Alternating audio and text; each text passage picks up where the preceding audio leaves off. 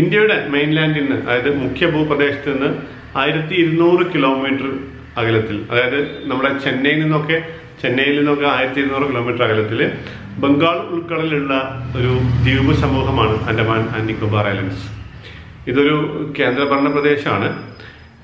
ഇന്ത്യയുടെ സ്വാതന്ത്ര്യ സമര ചരിത്രം ഇന്നും മായാതെ കിടക്കുന്നുണ്ട് നമ്മുടെ ആൻഡമാന്റെ മണ്ണിൽ.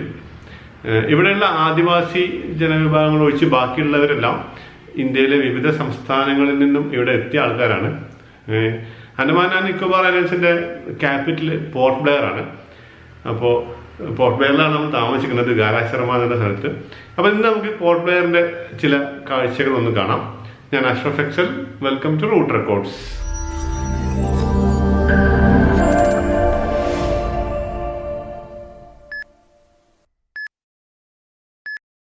മലയാ ഭാഷയിലെ ഹണ്ടുമാൻ എന്ന വാക്കിൽ നിന്നാണ് ആൻഡമാൻ ഉത്ഭവിക്കുന്നത്. പുരാണങ്ങളിലെ ഹനുമാൻ തന്നെയാണ് മലയാ ഭാഷയിലെ ഹണ്ടുമാൻ. പിന്നെ പുരാതന കാലം മുതലേ ഇവിടെയുള്ള ആദിവാസികളിൽ നിന്നാണ് നഗ്നരുടെ നാട് എന്ന അർത്ഥം വരുന്ന നിക്കോബാർ എന്ന വാക്കുണ്ടായത്. ഇത് രണ്ടും കൂടിയിട്ടാണ് ആൻഡമാൻ ആൻഡ് നിക്കോബാർ ഐലൻഡ്സ് എന്ന പേര് വരുന്നത്.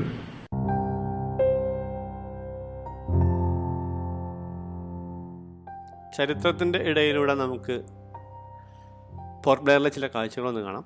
ആദ്യം തന്നെ ഞങ്ങൾ പോകുന്നത് ജോഗേഴ്സ് പാർക്കിലേക്കാണ്. പോർട്ട് ബ്ലെയർ സിറ്റിയിൽ എയർപോർട്ടിൻ്റെ തൊട്ടപ്പുറത്ത് ഒരു കുന്നിൻ മുകളിൽ ഉണ്ടാക്കിയിട്ടുള്ള ഒരു പാർക്കാണ് ജോഗേഴ്സ് പാർക്ക്. ചെറിയൊരു പാർക്കാണ്. കുന്നിൻ മുകളിലെ നിരപ്പായ സ്ഥലത്ത് ജോഗിങ്ങിനുള്ള ട്രാക്കും അതുപോലെ എക്സസൈസ് ചെയ്യാനുള്ള മെഷീൻസൊക്കെ സ്ഥാപിച്ചിട്ടുണ്ട്.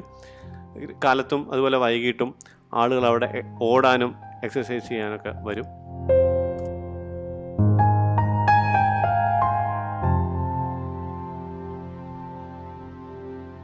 നല്ല പാർക്കിംഗ് സ്പേസ് ഉണ്ട്. അതുപോലെ ജിമ്മിലുണ്ടാകുന്ന മെഷീൻസ്, ഉപകരണങ്ങളൊക്കെ ഇവിടെ സ്ഥാപിച്ചിട്ടുണ്ട്.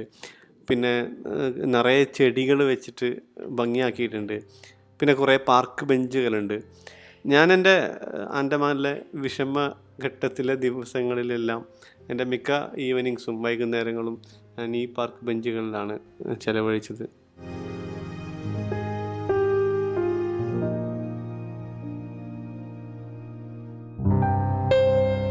ഇതിന് മുകളിൽ നിന്ന് നേരെ നമ്മൾ ഈ കിഴക്ക് ഭാഗത്തേക്ക് നോക്കുകയാണെങ്കിൽ നമുക്ക് പ്രശസ്തമായ റോസ് ഐലൻഡ് കാണാം. അതുപോലെ തന്നെ നേരെ പടിഞ്ഞാറ് ഭാഗത്തേക്കാണെങ്കിൽ ഒരു അടിപൊളി വ്യൂ ആണ്. പടിഞ്ഞാറ് സൈഡിലുള്ള ഈ പാർക്ക് ബെഞ്ചിൽ വന്നിരുന്നാൽ നമുക്ക് ആൻഡമാനിലെ വീർ സവർക്കർ ഇൻ്റർനാഷണൽ എയർപോർട്ടിൻ്റെ റൺവേയുടെ വ്യൂ ആണ്.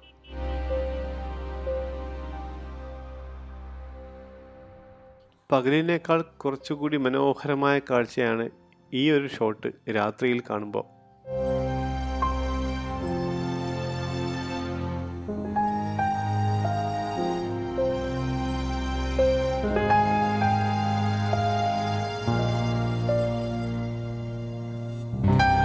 ബംഗാൾ ഉൾക്കടലിലുള്ള ഒരു സുപ്രധാനമായ കേന്ദ്രം എന്ന നിലക്കാണ് ബ്രിട്ടീഷുകാർ ഈ ദ്വീപിനെ പ്രയോജനപ്പെടുത്താൻ വേണ്ടി ആലോചിക്കുന്നത്. അങ്ങനെ അവരവിടെ സർവേ നടത്തുകയും അവിടെ കോളനി സ്ഥാപിക്കുകയും ചെയ്തു. അത് ഏകദേശം 18ാം നൂറ്റാണ്ടിന്റെ പകുതിയൊക്കെ കഴിയുന്ന സമയത്താണ്.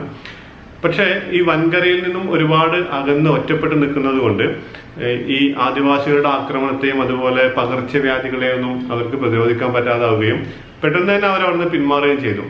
പിന്നീട് ഈ ഒരു വിമതനായ ഒരു ബ്രിട്ടീഷ് സൈനികന്റെ നേതൃത്വത്തിലുള്ള മലയ കൊള്ളസംഘത്തിന്റെ, ഒരു വലിയ മലയ കൊള്ളസംഘത്തിന്റെ അധീനതയിലായിരുന്നു നമ്മുടെ ഈ ആൻഡമാൻ ആൻഡ് നിക്കോബാർ ഐലൻഡ്സ്. ഈ ബംഗാൾ ഉൾക്കടലിലൂടെ പോകുന്ന കപ്പലുകളെ ആക്രമിക്കുക, അതുപോലെ കടൽക്ഷോഭത്തിൽപ്പെട്ടിട്ട് ദ്വീപിലേക്ക് അടുപ്പിക്കുന്ന കപ്പലുകളൊക്കെ ആക്രമിച്ചിട്ട് അതിലുള്ള ചരക്കുകളൊക്കെ കൈവശപ്പെടുത്തുകയും ആ കപ്പലിലുള്ള ആളുകളൊക്കെ കൊന്നുകളയൊക്കെ ചെയ്യുന്നത് പതിവായിരുന്നു ഈ കൊള്ളസംഘം. അങ്ങനെ ഇരിക്കുമ്പോൾ ഈ വാണിജ്യപാതയുടെ സംരക്ഷണത്തിനായിട്ട് വീണ്ടും ബ്രിട്ടീഷുകാർ ഈ ദ്വീപിനെ പിടിച്ചെടുക്കുകയായിരുന്നു.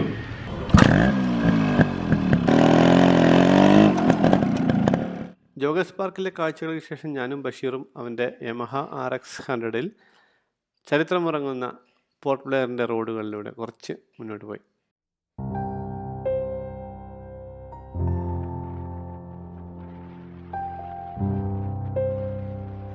കടലിൻ്റെ സൈഡിലുള്ള ഒരു റോഡിലെത്തി. അവിടെ കടൽ പിൻവാങ്ങിയ ഭാഗത്ത് കുറേ പശുക്കൾ മേയുന്നുണ്ടായിരുന്നു.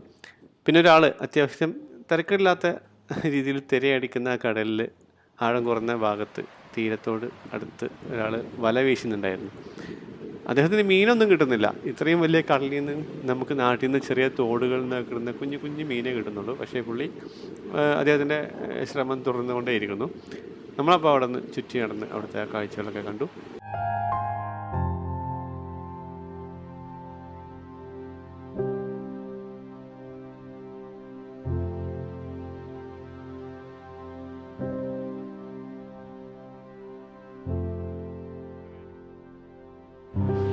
പിന്നീട് 1857 ഒന്നാം സ്വാതന്ത്ര്യ സമര സമയത്താണ് ബ്രിട്ടീഷുകാർ ഈ ദ്വീപിനെ ഓർത്തെടുക്കുന്നത്. അതായത് ഈ ശിപായി ലഹള എന്ന ഒരു പേരിട്ട ആ സമരത്തിൽ പങ്കെടുത്ത 1000-ഓളം പേരെ നാട് കടത്താൻ ആൻഡമാൻ ആൻഡ് നിക്കോബാർ ഐലൻഡ്സ് തിരഞ്ഞെടുക്കുകയായിരുന്നു. അങ്ങനെ 1858 മാർച്ച് 4-ാം തീയതി 200 തടവുകാരുമായിട്ട് ആദ്യത്തെ കപ്പൽ ആൻഡമാൻ തീരത്തെത്തി. ഇത് പോർട്ട് ബ്ലെയറിലെ സയൻസ് മ്യൂസിയത്തിൻ്റെ പരിസരത്തുള്ള ഒരു സ്ഥലമാണ്. സയൻസ് മ്യൂസിയം നമ്മൾ കാണാൻ പോകുന്നില്ല. അതിൻ്റെ ഓപ്പോസിറ്റ് നമുക്ക് ഒരു വ്യൂ പോയിൻ്റ് ഉണ്ട്. അവിടെ നിൽക്കുമ്പോൾ നല്ല മനോഹരമായ കടലിൻ്റെ കാഴ്ച കാണാം. ഇവിടെ ഈവനിങ്ങിലൊക്കെ ആളുകൾ വന്നിരിക്കും.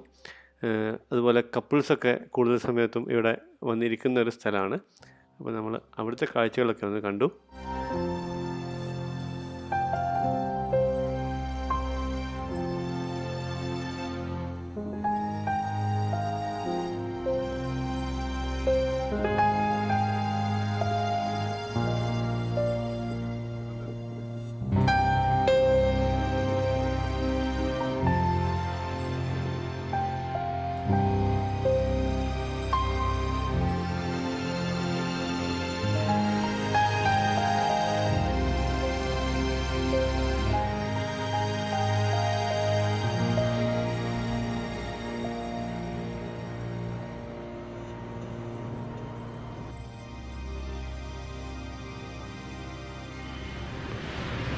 പിന്നീട് തടവുകാർ വന്നുകൊണ്ടേയിരുന്നു.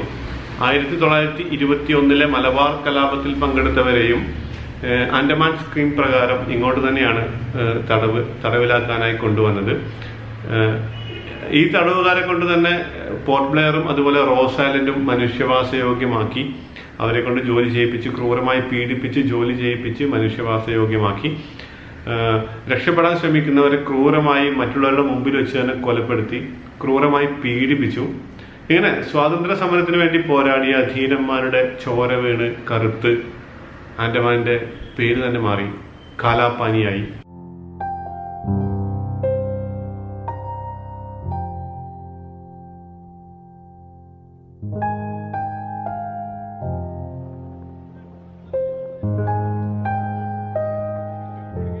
ഇവിടെ എന്തൊക്കെ ചെറിയ കൺസ്ട്രക്ഷൻ വർക്കൊക്കെ നടക്കുന്നുണ്ട്. പക്ഷെ നമുക്ക് ഇവിടെ തന്നെ നിന്നിട്ടൊരു ഒരു ഷോട്ട് എടുക്കേണ്ട ആവശ്യമുണ്ട്. അതുകൊണ്ട് നമ്മൾ ഇവിടെ നിന്ന് എടുക്കുന്നു. ഒരു സംഭവം ഞാൻ കാണിച്ചു തരാം. ഈ വിഷ്വലിൽ കാണുന്ന ഈ ഒരു ദൂരെ കാണുന്ന ഒരു ലൈറ്റ് ഹൗസ് ഉണ്ടല്ലോ, അത് നമ്മളെല്ലാവരും കണ്ടിട്ടുണ്ടാവും. എല്ലാവരും ഒരു പ്രാവശ്യമെങ്കിലും ആ സംഭവം കണ്ടിട്ടുണ്ടാവും. അതെവിടെയാണെന്നറിയോ? ഇതാണ് നമ്മുടെ 20 രൂപ നോട്ടിൽ കാണുന്ന ഒരു ചിത്രം ഉണ്ടല്ലോ, 20 രൂപ നോട്ടിൻ്റെ ബാക്ക്ഗ്രൗണ്ടിൽ കാണുന്ന ആ ഒരു ചിത്രം. ആ ചിത്രത്തിൽ കാണുന്നത് ഈ ലൈറ്റ് ഹൗസും ആ പരിസരമാണ്. അത് കറക്റ്റ് ഈ സ്പോട്ടിൽ നിന്ന് എടുത്തിട്ടുള്ള ചിത്രം അല്ല, കുറച്ച് വേറെ സ്ഥലത്തു നിന്നാണ്. അവിടേക്ക് നമുക്കിപ്പോൾ പോകാൻ മാർഗ്ഗമല്ല, നിവൃത്തിയില്ല. അതുകൊണ്ട് ഇവിടുന്ന് ഈ വ്യൂ ഞാനിന്ന് കാണിച്ചു തരാൻ തീരുമാനിച്ചത്.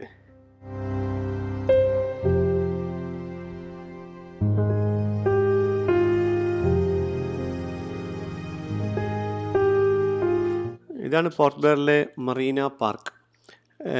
കടലിൻ്റെ സൈഡിൽ എറണാകുളത്ത് നമ്മുടെ മറൈൻ ഡ്രൈവിലെ പാർക്കിൻ്റെയൊക്കെ പോലെ ഒരു ചെറിയ പാർക്ക്.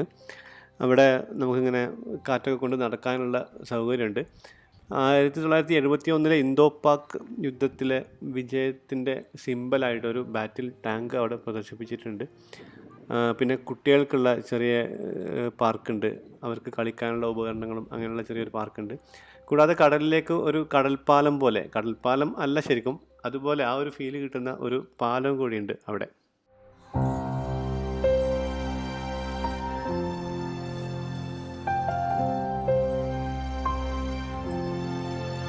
ഈ ഈ പാലത്തിലൂടെ കുറച്ച് പോയി കഴിഞ്ഞാൽ ഒരു വളവ് തിരിഞ്ഞതിന് ശേഷം നമ്മൾ ആൻഡമാൻ വാട്ടർ സ്പോർട്സ് കോംപ്ലക്സിലേക്ക് എത്തും. ഇവിടെ ഒരു ജെട്ടി ഉണ്ട്, ബോട്ട് ജെട്ടി, അബർഡീൻ ജെട്ടി എന്നാണ് എൻ്റെ പേര്. ഈ ജെട്ടിയിൽ നിന്നാണ് നമുക്ക് റോസ് ഐലൻഡിലേക്ക് പോകാനുള്ള ബോട്ടുകൾ കിട്ടുന്നത്.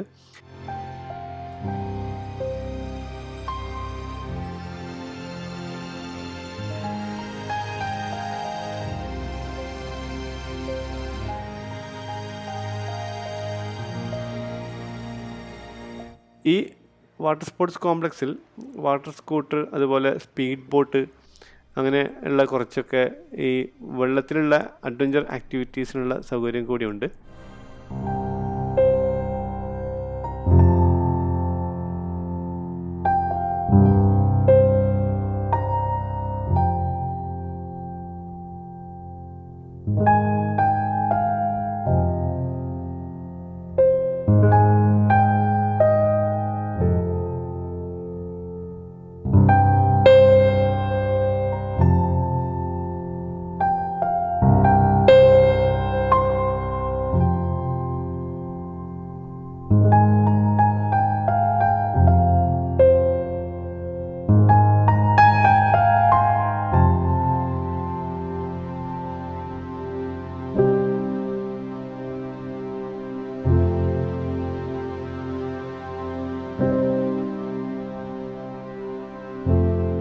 പതിനെട്ടാം നൂറ്റാണ്ടിന്റെ അവസാനം തടവുകാരുടെ എണ്ണം ക്രമാതീതമായി വർദ്ധിച്ചപ്പോഴാണ് പോർട്ട് ബ്ലെയറിൽ ഒരു തടവറ നിർമ്മിക്കാനുള്ള തീരുമാനം ഉണ്ടാകുന്നത്.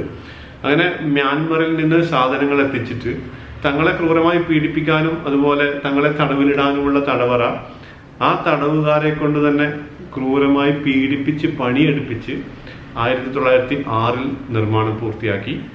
അതിൻ്റെ പേരാണ് സെല്ലുലാർ ജയിൽ.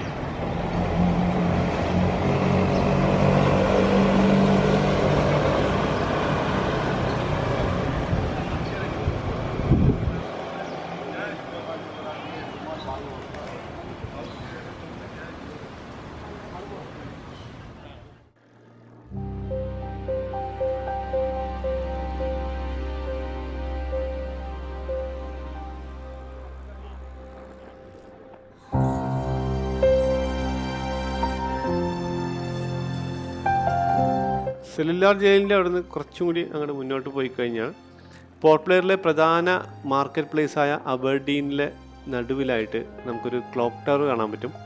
ബ്രിട്ടീഷ് ടൈമിൽ നിർമ്മിച്ചതാണ് ഈ ക്ലോക്ക് ടവർ. അന്ന് നിർമ്മിച്ചതിന് ശേഷം പിന്നീട് ചില റിനോവേഷൻ വർക്കുകളൊക്കെ നടന്നിട്ടുണ്ട്. പഴയ HMTയുടെ ക്ലോക്കാണ്, ഇപ്പോഴും വളരെ കൃത്യമായ സമയം കാണിക്കുന്നു. ഇതൊരു വലിയ ടൂറിസ്റ്റ് അട്രാക്ഷൻ ഒന്നും അല്ലെങ്കിൽ പോലും ഒരു പ്രധാനപ്പെട്ട ഒരു എന്താ പറയുക ലാൻഡ്മാർക്ക് എന്നൊക്കെ പറയാം, അബർഡീൻ ക്ലോക്ക് ടവർ.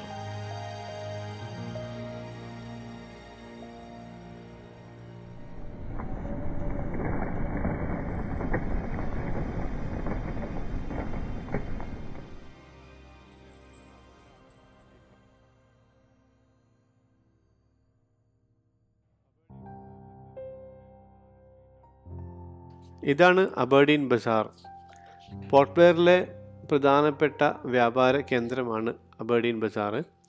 പോർട്ട് ബ്ലെയറിലെ എന്നല്ല, ആൻഡമാൻ നിക്കോബാർ ഐലൻഡ്സിലെ തന്നെ ഏറ്റവും തിരക്കേറിയ ഒരു പ്രധാനപ്പെട്ട മാർക്കറ്റ് അബർഡീൻ ബസാറാണ്.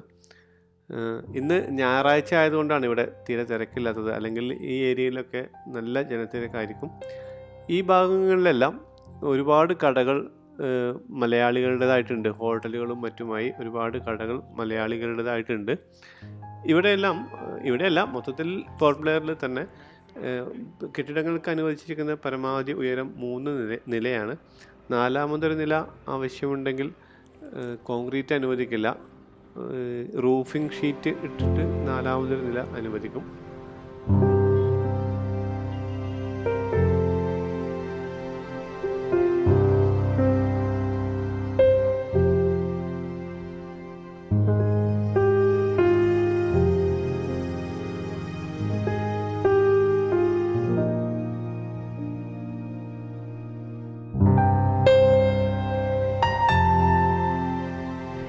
രണ്ടാം ലോക മഹായുദ്ധ സമയത്ത് ബ്രിട്ടീഷ് ശക്തി കേന്ദ്രങ്ങളായിരുന്ന റംഗൂണും സിംഗപ്പൂരും വീണ് കഴിഞ്ഞപ്പോൾ ജപ്പാൻ സൈന്യം ആൻഡമാൻ ആൻഡ് നിക്കോബാർ ഐലൻഡ്സിലേക്ക് നീങ്ങി. അപകടം മുൻകൂട്ടി കണ്ട ബ്രിട്ടീഷ് സൈന്യം പിന്മാറാൻ തീരുമാനിച്ചെങ്കിലും അതിനു മുമ്പേ തന്നെ 1942 മാർച്ച് 3-ന് ഈ ദ്വീപ് സമൂഹം ജപ്പാൻ അധീനതയിലാക്കി.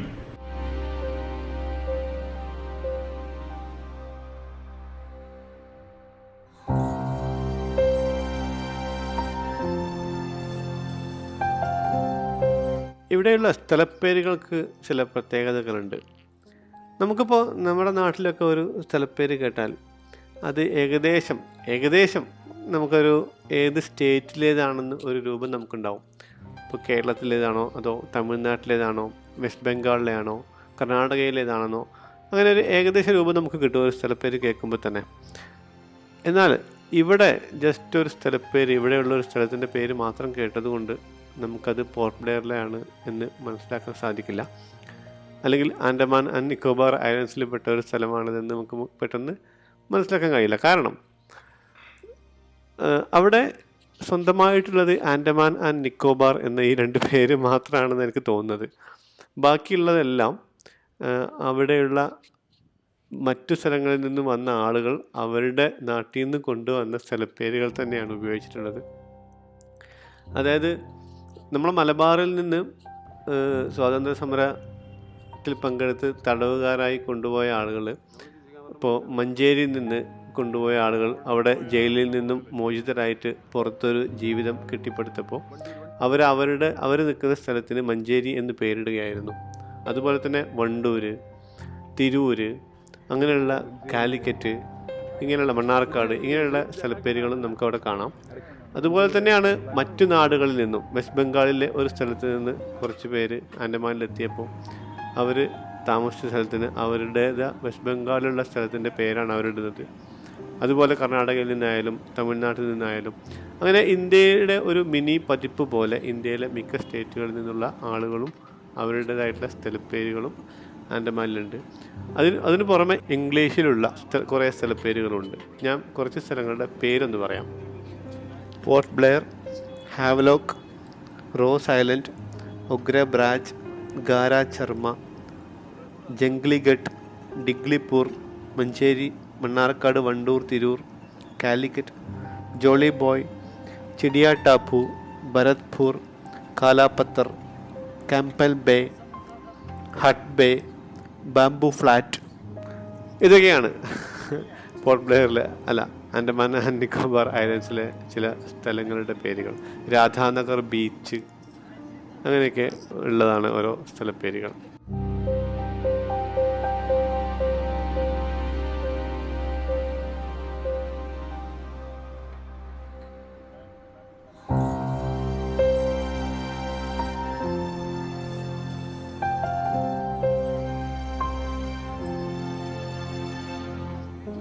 ബസ് സ്റ്റാൻഡിൻ്റെ ഓപ്പോസിറ്റുള്ള ഒരു കടയിൽ നിന്ന് മീൻ കറി ഒഴിച്ച പൊക്കോടയും ചായയും കഴിച്ചു ഞങ്ങൾ.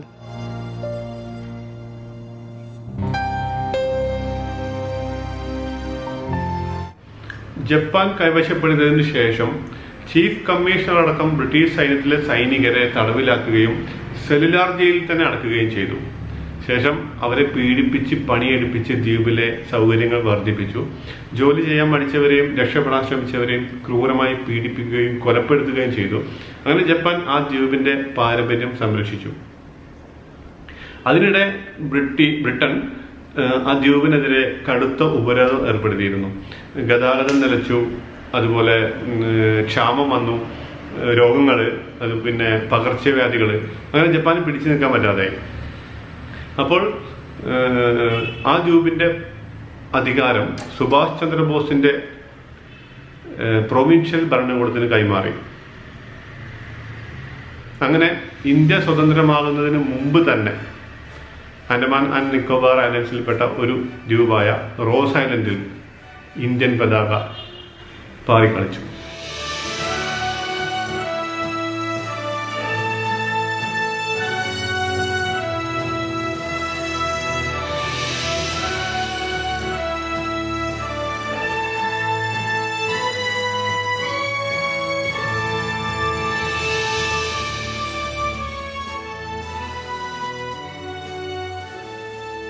ആൻഡമാനിലെ ഇൻ്റർനെറ്റ് കണക്ടിവിറ്റിയെക്കുറിച്ച് ഞാൻ നേരത്തെ ഒരു വീഡിയോയിൽ പറഞ്ഞിട്ടുണ്ടായിരുന്നു. നമ്മുടെ നാട്ടിലെ ഒരു 15-18 കൊല്ലം മുമ്പത്തെ സ്പീഡിലാണ് ഇപ്പോഴും ഇവിടെ ഇൻ്റർനെറ്റ് ലഭ്യമാകുന്നത്. 8 kbps 10 kbps ഒക്കെയാണ് മാക്സിമം സ്പീഡ് ലഭിക്കാറുള്ളത്. ഇവിടെ മൊബൈൽ സർവീസ് പ്രൊവൈഡ് ചെയ്യുന്നത് BSNL, എയർടെൽ, പിന്നെ വോഡാഫോണുമാണ്. നേരത്തെ റിലയൻസിൻ്റെ CDMA കണക്ഷൻ ഉണ്ടായിരുന്നു, അത് അവർ നിർത്തി, ഇപ്പോഴില്ല. ഇപ്പോൾ ജിയോ അതിൻ്റെ കേബിളിങ്ങും മറ്റ് പണികളൊക്കെ നടക്കുന്നുണ്ട്. ജിയോ സർവീസ് വരുവാണെങ്കിൽ ഒരു പക്ഷേ ആൻഡമാനിൻ്റെ ഇൻ്റർനെറ്റുമായി ബന്ധപ്പെട്ട കണക്ടിവിറ്റിയുമായി ബന്ധപ്പെട്ട പ്രശ്നങ്ങളെല്ലാം തീരുമെന്ന് പ്രതീക്ഷിക്കുന്നു. ഇവിടെ ഒരുപാട് സ്ഥലങ്ങളിൽ നമുക്ക് KL രജിസ്ട്രേഷനുള്ള വാഹനങ്ങൾ കാണാൻ സാധിക്കും. അത് നമ്മുടെ നാട്ടിൽ കേരളത്തിൽ എവിടെയെങ്കിലുമൊക്കെ സേവനത്തിലിരുന്നിരുന്ന ഡിഫൻസിലെ ഉദ്യോഗസ്ഥർ അവിടെ നിന്ന് ഉപയോഗിച്ചിരുന്ന വണ്ടി അവർക്ക് ഇങ്ങോട്ട് ട്രാൻസ്ഫർ ലഭിക്കുമ്പോൾ ഇങ്ങോട്ട് കൊണ്ടുവരുന്നതാണ്. അങ്ങനെയാണ് കൂടുതലും KL വണ്ടികൾ ഇവിടെ എത്തുന്നത്. പിന്നെ നമ്മൾ കണ്ടതൊരു പഴയ കെട്ടിടം, അത് മുമ്പ് ഒരു സിനിമാ തിയേറ്ററായിട്ട് പ്രവർത്തിച്ചിരുന്ന കെട്ടിടമാണ്. ഇതിൻ്റെ പേര് ലൈറ്റ് ഹൗസ് സിനിമാ തിയേറ്റർ എന്നാണ്. ഈ ജംഗ്ഷൻ്റെ പേരും ലൈറ്റ് ഹൗസ് ജംഗ്ഷൻ എന്ന് തന്നെയാണ്.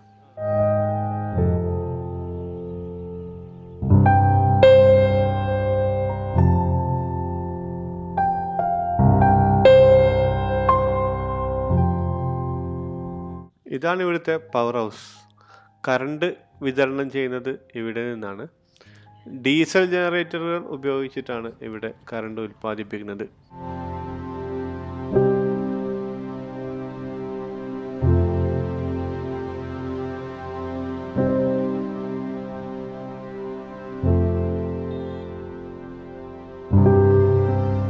ആൻഡമാൻ ആൻഡ് നിക്കോബാർ ഐലൻഡ്സ് എന്ന കേന്ദ്രഭരണ പ്രദേശം ഇന്ത്യയിലെ എല്ലാ ജനവിഭാഗങ്ങളും താമസിക്കുന്ന ഒരു സ്ഥലമായതുകൊണ്ട് തന്നെ ഇന്ത്യയിലെ പ്രധാനപ്പെട്ട എല്ലാ ഭാഷകളും ഇവിടെ സംസാരിക്കുന്നുണ്ട്. ഹിന്ദി, തമിഴ്, തെലുഗു, ഇംഗ്ലീഷ്, പഞ്ചാബി, കന്നഡ, ഗുജറാത്തി, മലയാളം, ബംഗാളി, മറാത്തി, ഒറിയ, കാരൻ, ബർമീസ് എന്നീ ഭാഷകളെല്ലാം ഇവിടെ ആളുകൾ സംസാരിക്കുന്നു. കൂടാതെ ആൻഡമാനീസ്, ഓങ്കെ, സെൻറ്റീനിയൽസ്, നിക്കോബാറീസ്, ജറവ എന്നീ ഗോത്രഭാഷകൾ സംസാരിക്കുന്ന ആളുകളും ഇവിടെയുണ്ട്.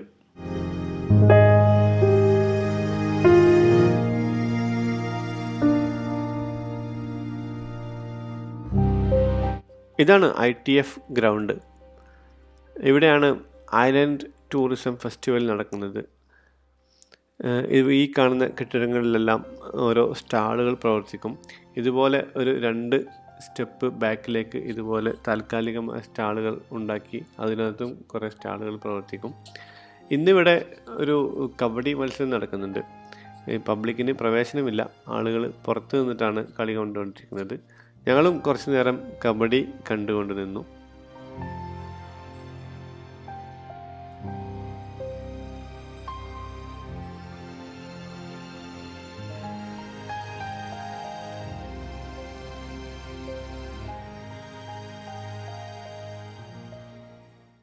എയർപോർട്ടിൻ്റെ പരിസരത്തെത്തിയപ്പോഴാണ് ഒരു പരിചയമുള്ള മഞ്ഞക്കൊടി കണ്ടത്.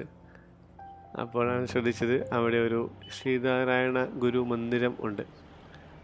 അവിടെ ശ്രീനാരായണ ഗുരുവിനെയാണ് പ്രതിഷ്ഠിച്ചിട്ടുള്ളത്. മണ്ഡലകാലമായതുകൊണ്ട് ഈ സമയത്ത് മാത്രം അയ്യപ്പ പൂജയും നടക്കുന്നുണ്ട്.